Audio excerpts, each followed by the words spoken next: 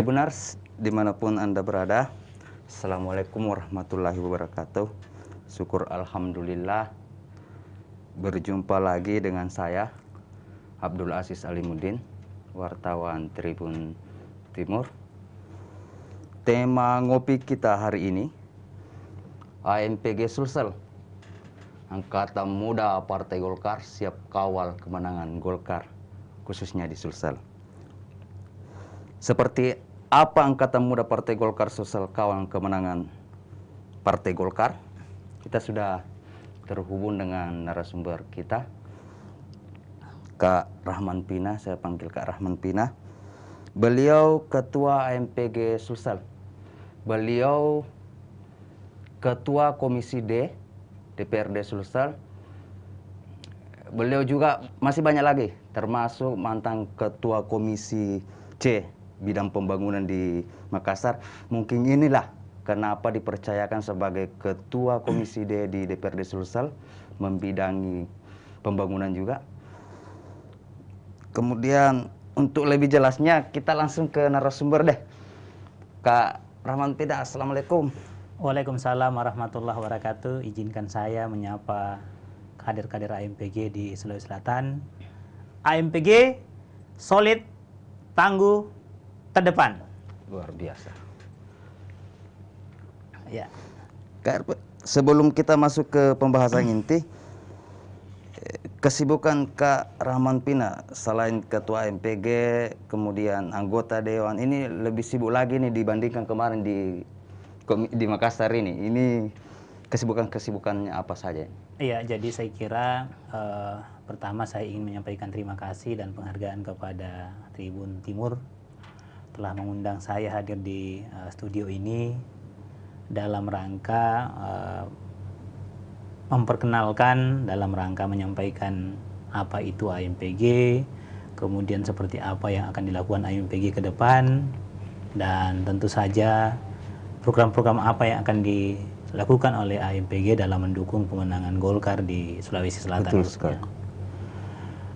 Saya kira yang pertama adalah alhamdulillah sejak bergabung dengan Partai Golkar, saya benar-benar menyiapkan seluruh waktu, tenaga, dan pikiran saya untuk partai sebagai kader yang loyal, patuh, dan taat kepada partai. Mulai dari ketika menjadi kader Golkar di Makassar, kemudian menjadi bendahara DPD 2 Golkar Makassar, pernah menjadi Satgas pernah menjadi Satgas Golkar di Makassar, dan kemudian masuk menjadi anggota DPRD Makassar selama 2 periode, pernah menjadi Ketua Komisi A, Komisi C, pernah menjadi Ketua Badan Legislasi DPRD Kota Makassar, dan alhamdulillah di 2 tahun terakhir ini saya diamanahkan menjadi anggota DPRD Provinsi Selatan, dan sekarang selain menjadi anggota DPRD Provinsi Selatan juga adalah Ketua Angkatan Muda Partai Golkar dari hasil Musda ke-10 di Jakarta yang menetapkan Pak Dr. H.M. Taufan Fawe sebagai Ketua DPD 1 Partai Golkar Sulawesi Selatan. Dalam perjalanannya Pak Ketua memberikan amanah kepercayaan kepada saya menjadi Ketua Komisi D bidang infrastruktur di DPRD Provinsi Sulawesi Selatan, dan juga menjadi sekretaris fraksi Partai Golkar di DPRD Provinsi Sulawesi Selatan. Saya kira ini amanah besar yang diberikan kepada saya, tugas yang amat mulia, penghormatan yang harus juga dibalas dengan kehormatan saya kepada Pak Ketua dan Partai Golkar yang telah memberikan kepercayaan yang begitu besar kepada saya.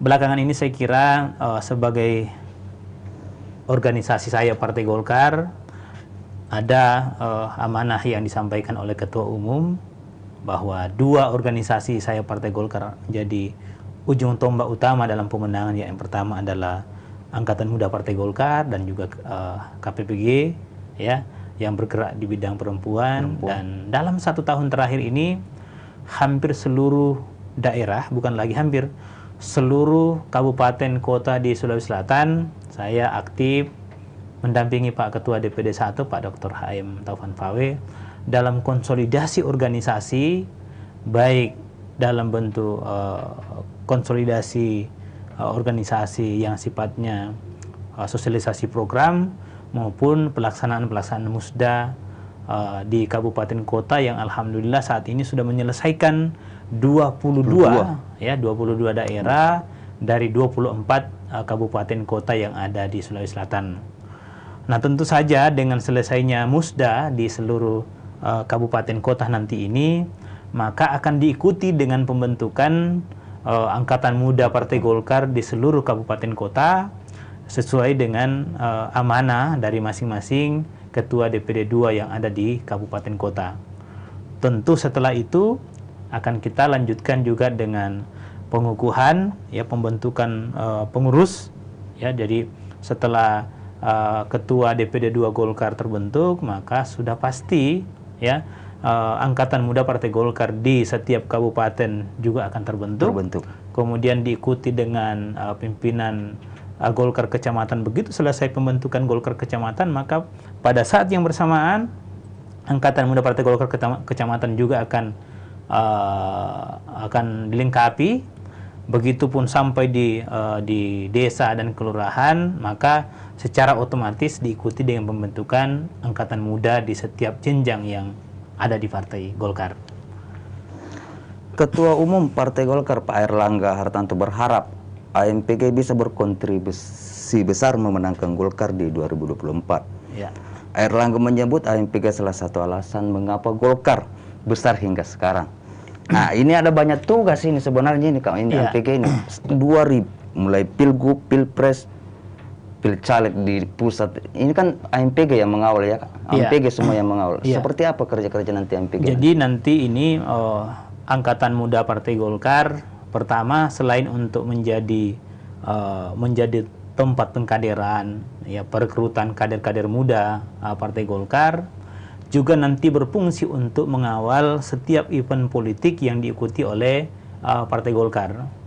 Makanya yel-yelnya Partai Golkar itu kan kalau misalnya kita teriak Golkar Indonesia, Indonesia Golkar, Golkar menang, menang, menang. Itu menangnya 3 kali.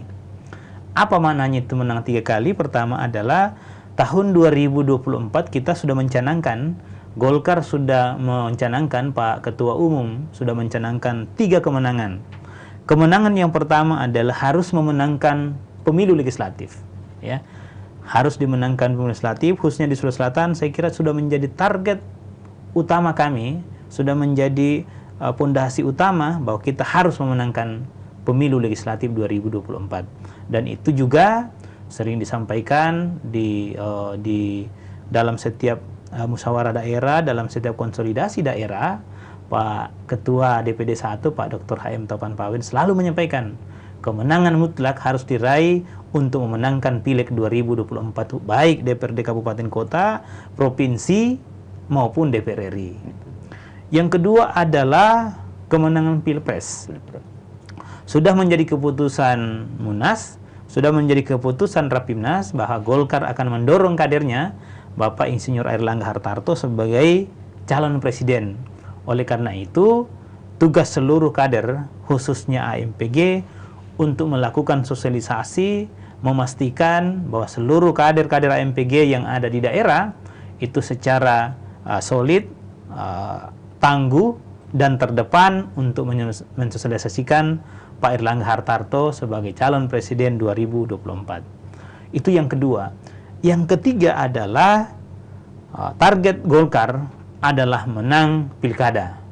Baik pilkada gubernur, wali kota, bupati, ya, bahkan Pak Ketua DPD 1 menambahkan kalau memungkinkan semua calon pilkada, ketua Golkarnya calon gubernur, wali kota, bupati, wakilnya adalah Golkar, wali kota, bupati, bahkan ketua DPR-nya kita pun ingin menjadi ketua DPR dari Golkar. Jadi 3 kemenangan di setiap daerah adalah menjadi gubernur, wali kota, bupati, menjadi wakil gubernur, wali kota, bupati, dan ketiga menjadi ketua DPR di daerah itu.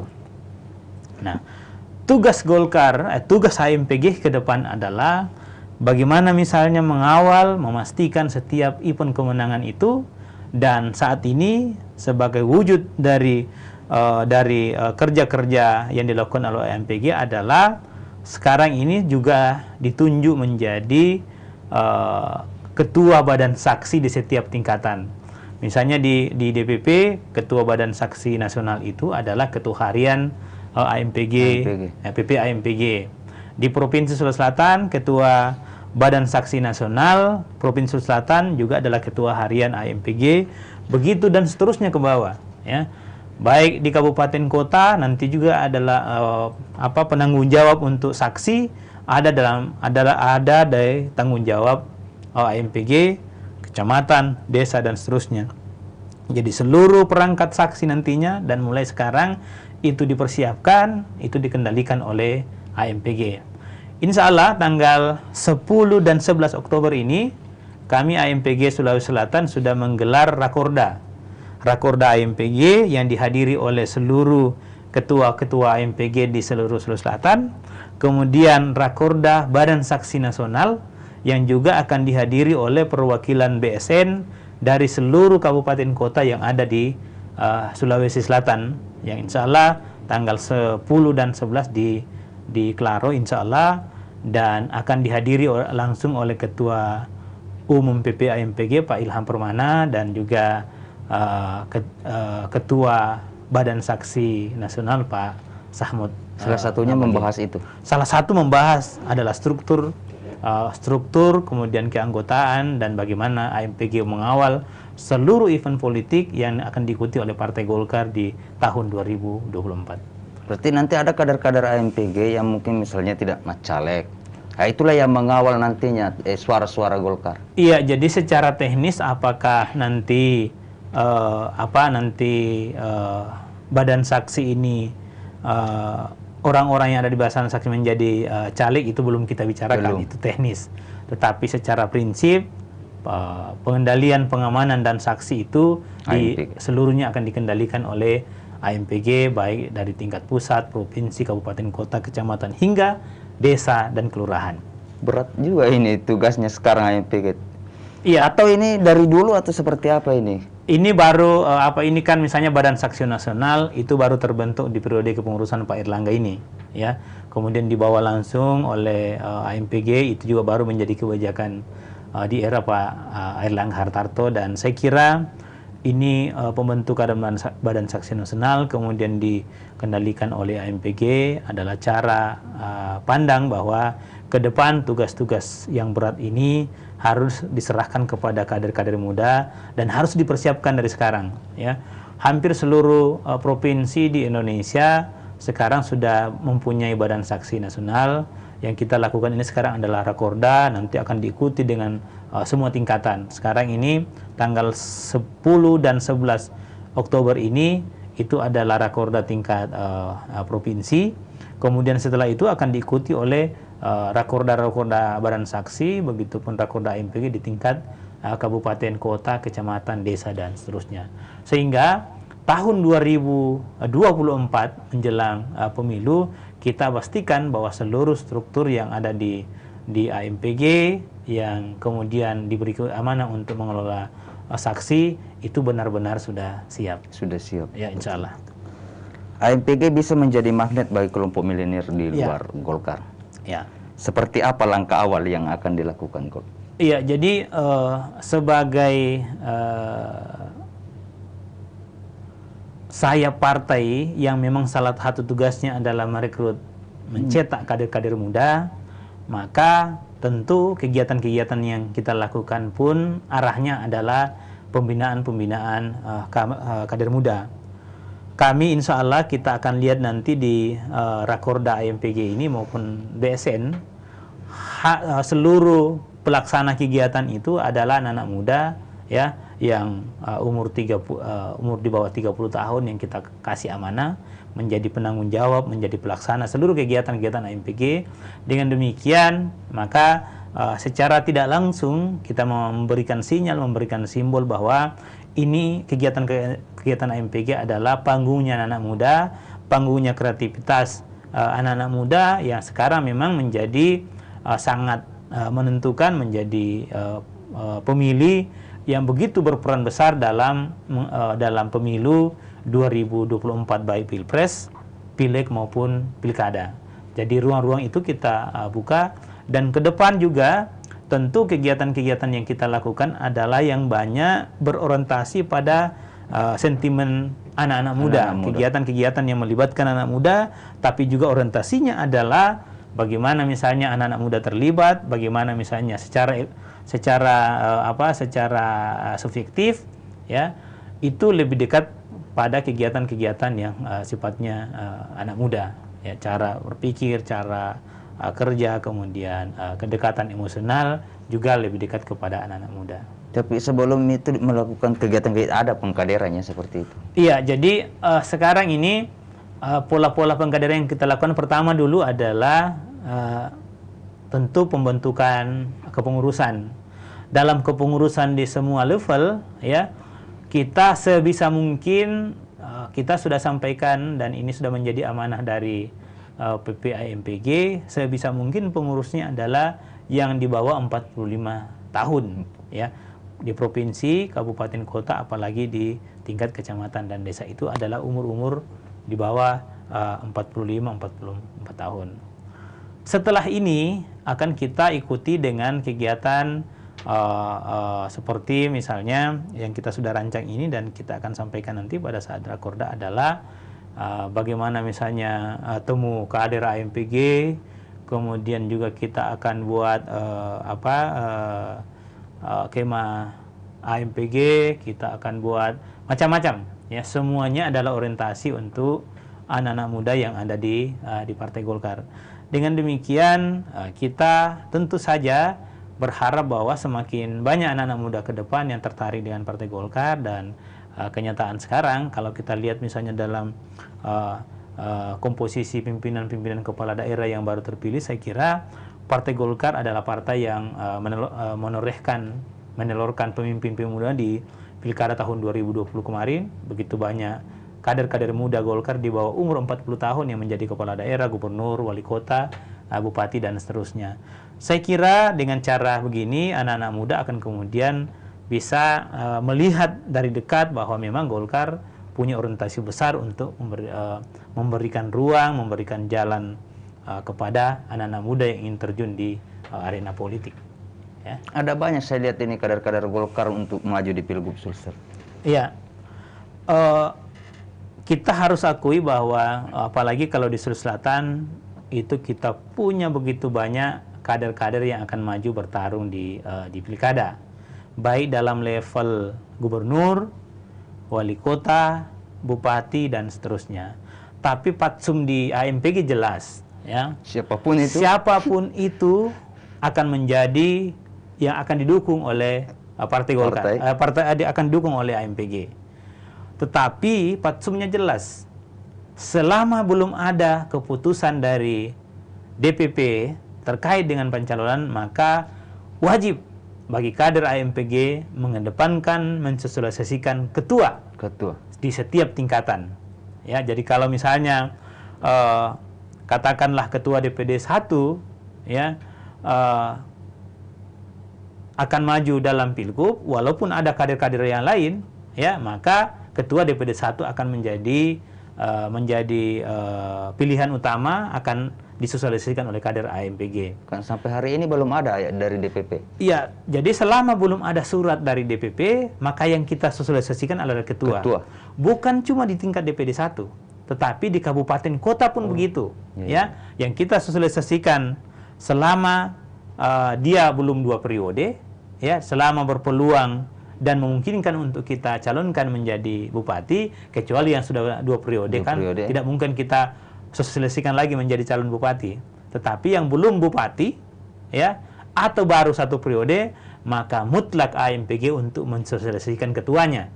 Karena saya kira tentu kalau di tingkat kabupaten kota target utama ketua-ketua Golkar dan sudah pasti menjadi kebijakan partai adalah mengutamakan, mengedepankan sebagai pilihan utama adalah ketua-ketua Golkar di daerah.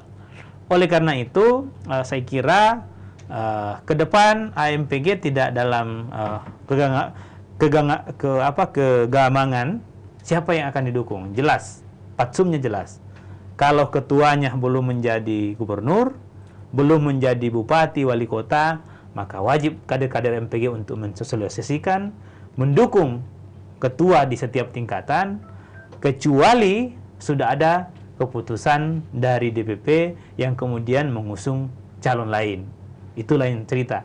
Tapi selama belum ada putusan, maka wajib bagi kader-kader Partai Golkar, kader-kader MPG untuk mendukung, mensosialisasikan ketuanya di setiap tingkatan.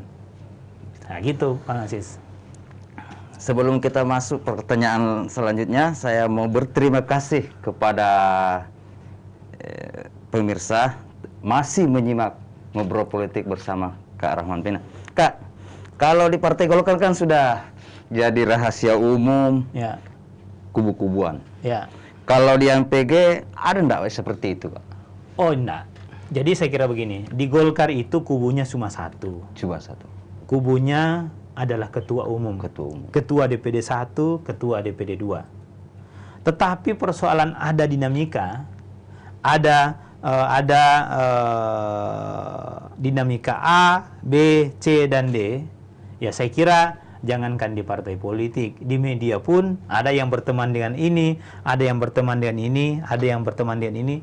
Tapi komando cuma satu. Komando cuma satu. Komando, garis perintah, garis komando jelas ada di ketua, baik di DPP ketua umum garis komandonya jelas, di DPD 1 ketua DPD 1 punya garis komando, di DPD 2 garis komandonya ketua DPD 2, kecamatan, desa dan kelurahan. Semuanya begitu. AMPG pun begitu. Karena ini AMPG adalah organisasi sayap yang memang ditugaskan untuk membackup ketua, ya, membackup ketua umum, baik ketua umum, ketua DPD 1, ketua DPD 2, pimpinan Golkar kecamatan, maka kiblat AMPG tidak pernah berubah, tidak pernah bergeser. Ketika perintahnya ketua umum, ketua DPD 1A, maka hakul yakin, samina wa ta'ana, AMPG harus memberikan support apapun yang menjadi kebijakan partai di setiap tingkatan, baik di DPP, DPD 1, DPD 2, sampai kecamatan dan kelurahan. Jadi sudah menjadi kewajiban seluruh kader untuk solid, tangguh, terdepan, tidak boleh ada kubu-kubuan, ya. Jadi garis komandonya jelas, tidak ada kubu A, B dan C. Kubunya adalah kubu ketua umum, tidak boleh ada yang lain. Ya. Inilah yang membuat sehingga Golkar besar karena AMPG. Iya. Jadi memang dan itu di setiap proses pengkaderan, di setiap event, ya, itu sudah disampaikan dan sudah didoktrinasinya begitu.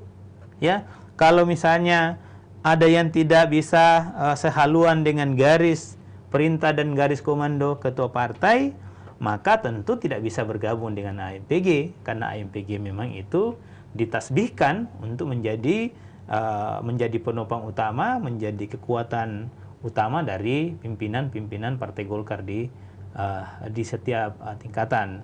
Ya, katakanlah kalau misalnya ditarik lebih besar dalam sebuah negara, misalnya negara Republik Indonesia, ya maka AMPG adalah tentara nasionalnya Partai Golkar yang harus berada satu komando, satu perintah dari ketua partai di setiap tingkatan. Apa saja yang akan dilakukan nanti AMPG? Kami dulu mau tanya-tanya soal tugas beliau ini dari pembangunan terus ini. Kak, tugas ketua komisi D itu, tugas komisi D itu apa, Kak? Iya, jadi kalau ini kan kalau di setiap tingkatan itu kan berbeda. Kalau misalnya di daerah-daerah yang kabupaten kota yang jumlah anggota DPR-nya tidak banyak kan, jadi ada yang pembangunan itu di komisi 2, ada yang di komisi 3, ya. Ada, kalau di provinsi itu kan 5 komisi. Ya. Kebetulan di komisi D itu adalah infrastruktur. Jadi seluruh kegiatan-kegiatan yang sifatnya infrastruktur, ya, dengan mitranya Dinas PUTR, Dinas Perhubungan, kemudian Tarkim, lingkungan hidup, ya, kemudian juga ada ULP, itu ada di mitra komisi D yang terkait dengan pembangunan. Kak, ada kemarin waktu sempat temuan-temuan Misalnya satu di antaranya adalah penggunaan anggaran tidak sesuai dengan rencana anggaran kerja. Kemudian jumlahnya berbeda dengan pengeluaran di daftar penggunaan anggaran atau DPA. Komisi D menemukan anggaran sekitar 180 M. Apa yang akan dilakukan DPRD ini agar ke depan tidak terjadi hal seperti itu selaku pengawas? Iya, jadi begini. Ada misinformasi terkait dengan anggaran yang ada di Dinas PUTR. Sebenarnya ya, kalau di DPR itu kan sesungguhnya pembahasan itu tidak selesai di komisi. Seluruh pembahasan itu, apalagi yang terkait dengan anggaran baik APBD perubahan maupun APBD pokok, itu finalnya di Badan Anggaran. Ya. Komisi A, Komisi B, C, termasuk D, ya kita sifatnya itu adalah memberikan masukan. Ya.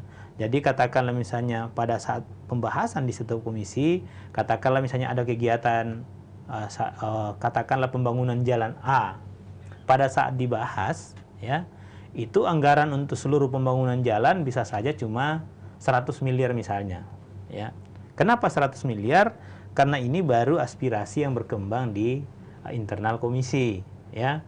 Ini baru informasi yang berkembang baik di Dinas PUTR maupun di anggota komisi D. Nah, semua itu akan tentu kita rangkum dan kemudian masuk dan dibawa ke Badan Anggaran. Pada saat di rapat Badan Anggaran kan semua komisi sudah hadir. A, B, C, sampai E sudah hadir. Nah, tidak tertutup kemungkinan ada aspirasi yang belum sempat dibahas di komisi D.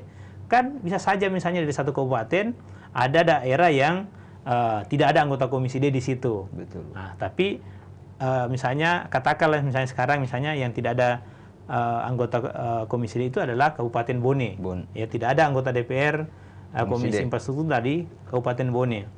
Dalam proses pembahasannya kan tidak mungkin tidak tercover juga Bone di dalam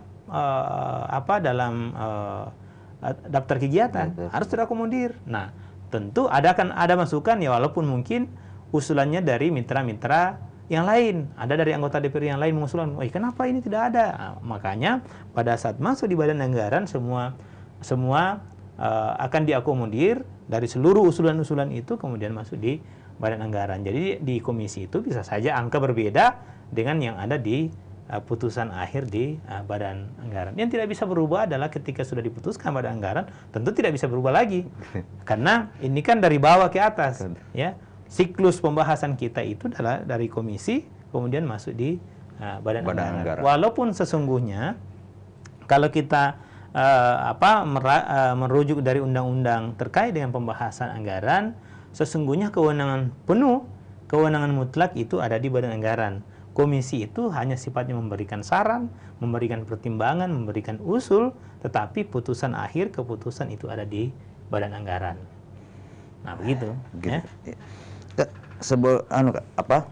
Sebelum kita akhiri ngobrol politik, ada yang mungkin disampaikan ke narasumber, ke anak-anak muda milenial, mengajak untuk bergabung di AMPG, bahwa AMPG ini awal untuk berkarir ke. Iya. Jadi saya kira begini, ya, ke depan ya sebagai negara demokrasi tidak ada pilihan lain. Partai politik harus hidup, partai politik harus ada, dan oleh karena itu anak-anak muda untuk bisa mencari pemimpin-pemimpin masa depan, ya tentu perekrutannya dari partai politik. Apalagi sekarang, ya, mulai dari calon bupati, ya, calon bupati, gubernur, ya bahkan presiden pun tidak bisa menjadi calon presiden orang kalau tidak masuk menjadi kader partai. Ya, dengan demikian kalau anak-anak muda ingin tampil sebagai pemimpin di semua level, maka bergabunglah dengan partai politik. Dan tentu di setiap partai politik ada proses rekrutmen, ada proses bergabung dengan partai, dan saya kira kalau kita lihat dari seluruh komponen-komponen partai yang ada sekarang, tidak bisa dipungkiri bahwa yang paling terbuka, paling modern, dan benar-benar menjadi milik kader adalah Partai Golkar. Dan oleh karena itu tempat muaranya adalah silakan bergabung dengan kami di AMPG, dan di AMPG kami akan merekrut seluruh potensi-potensi anak muda untuk bisa menjadi pemimpin partai ke depan. Saya kira itu. Terima kasih. AMPG solid, tangguh, terdepan. Assalamualaikum warahmatullahi wabarakatuh. Tribuners dimanapun Anda berada, terima kasih juga sudah menyimak ngobrol politik hari ini. Kita masih tetap pakai masker karena saya ini pakai masker. Narasumber saya tadi buka mic Kak. Karena kenapa saya suruh buka supaya lebih kelihatan mukanya gitu.